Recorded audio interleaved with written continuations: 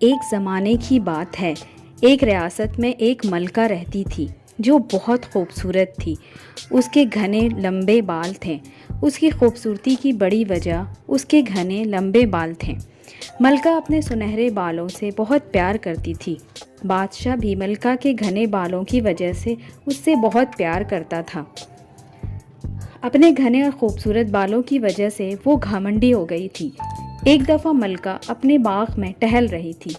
एक चिड़िया जो ठंड से कांप रही थी मलका के पास आई और मलका से कहने लगी, मलका तुम इतनी खूबसूरत हो और तुम्हारे बाल इतने खूबसूरत हैं।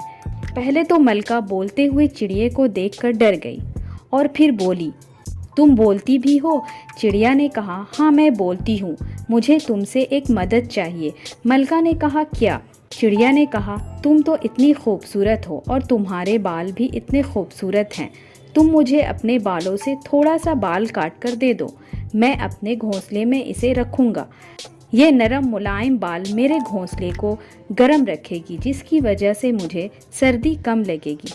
मलका उसकी बात सुनकर गुस्से से बोली, मेरे खूबसूरत बाल तुम्हारे घोंसले में रखने के लिए नहीं हैं। मैं अपनी बाल तुम्हें हरगिज़ नहीं दूंगी। चिड़िया मलका की बात सुनकर कुछ नहीं बोली और मलका के गिर्द घूमकर ये गाना गाने लगी। पतझड़ जब आएगी मलका के बाल खाएगी, बरसात पत्ते लाएगी मगर मलका के बाल ना पाएगी।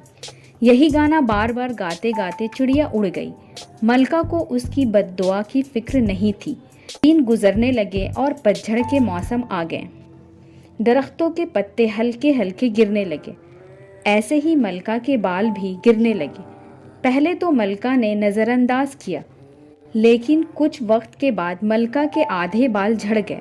मलका रोते हुए बादशाह के पास आई और सारा किस्सा बताया। बादशाह ये सुनकर हंस पड़ा और बोला, ये तुम्हारा वहम है। कोई चिड़िया तुम्हें कैसे नुकसान पहुंचा सकती है?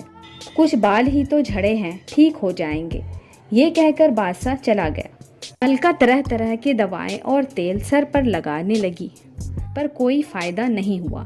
एक रात बहुत आंधी चली और दरख्तों के सारे पत्ते झड़ गए। सुबह जब मलका उठी, दरख्तों को देखा तो सारे पत्ते झड़े हुए थे। मलका भागती हुई शीशे के पास आई और ये देखकर चिल्ला उठी कि उसके सर पर एक भी बाल नहीं है, वो पूरी गंजी हो गई है। मलका रो रो कर सारा महल सर पर उठा लिया। बादशाह फौरन आया और ये देखकर हैरान रह गया कि मलका के सर पर एक भी बाल नहीं। बादशाह काबिल हकीमों को बुलाया, लेकिन कुछ फ़ायदा नहीं हुआ। मलका अपने बालों के गम में ज़्यादातर बेहोश ही रहती। किसी औरत के बाल देखती तो बेहोश हो जाती। बादशाह ने ऐलान करवाया कि सारी औरतें सर पर टोपियां पहन ले, कोई भी मलका के सामने बाल ना दिखाए। पर मलका को ये मंजूर नहीं था। मलका ने बादशाह से कहा, तुम रियासत की सारी औरतों के बाल कटवा दो। चूँकि बादशाह मलका से बहुत मोहब्बत करता था, इसलिए उसने हुक्म दिया कि सब औरतें लड़कियों को कल महल में जमा किया जाए, सबकी बाल कटवाए जाएंगे। रियासत में एक मछेरा रहता था जो अपनी बीवी से बहुत प्यार करता था। जब उसकी बीवी ने यह खबर सुनी तो बहुत रोई। मछेरा अपनी बीवी को रोता देख बहुत परेशान हुआ। पूरी रात अपनी बीवी को समझाता रहा। अगले दिन सारी लड़की और औरतें महल के बाहर जमा हो गईं। बादशाह ने जैसे ही एक लड़की के बाल कटवाने का हुक्म दिया, मछेरा उठकर बादशाह के पास आया और कहा, मुझे 10 दिन की मोहलत दी जाए। अगर इन 10 दिनों में मैं मलका के बाल वापस नहीं कर पाया तो सबकी बालें कटवा देना, और अगर मैंने ऐसा किया तो मुझे क्या इनाम मिलेगा? बादशाह ने कहा, मैं तुम्हें आधी सल्तनत दे दूंगा। मछेरा 10 दिन का टाइम लेकर अपने सफ़र पर निकला। वो अपनी माँ से सुना था कि दूर किसी गांव में एक जादूगरनी रहती है जो कुछ बीज देती है, जिसको सर पर डालने से लंबे और घने बाल निकल आते हैं। मछेरा उसी जादूगरनी की तलाश में निकल पड़ा। वो जंगल दरिया पार करके चलता रहा। आखिर एक दिन नदी के पास पहुंचा, जहां एक कश्ती खड़ी थी। कश्ती के पास 3 रंग के दरख्त थे। पास जाकर देखा तो मछेरा हैरान रह गया, क्योंकि एक सोने के थे, एक हीरे के और एक मटर के। मछेरे ने सोने के दरख्त से सोने उतारे, हीरे से हीरे लिए और मटर से कुछ मटर तोड़ लिए और उसी कश्ती पर बैठकर आगे चला गया।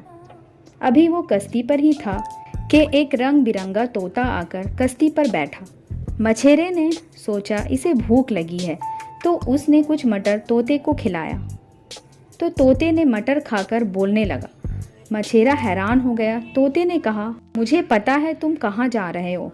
तुमने मेरी भूख मिटाई है, इसलिए मैं तुम्हारी मदद करूँगा। इसलिए मैं तुम्हें उस जादूगरनी का पता बताता हूँ।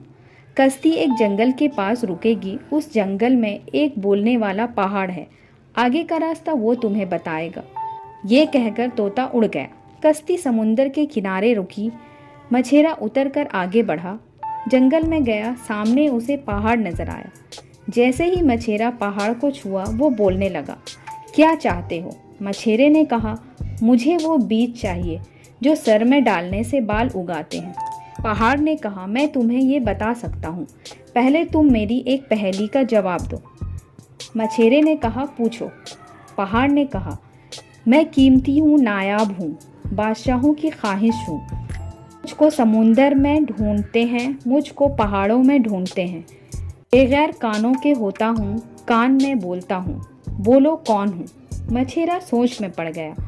कुछ समझ में नहीं आया तो उसने सोने के सिक्के निकालकर पहाड़ के पास किया। पहाड़ ये देखकर चिल्लाया, मुझे दे दो, तुम्हारा जवाब सही है, इसका जवाब सोना है। मछेरा बोला, मुझे आगे का रास्ता बताओ।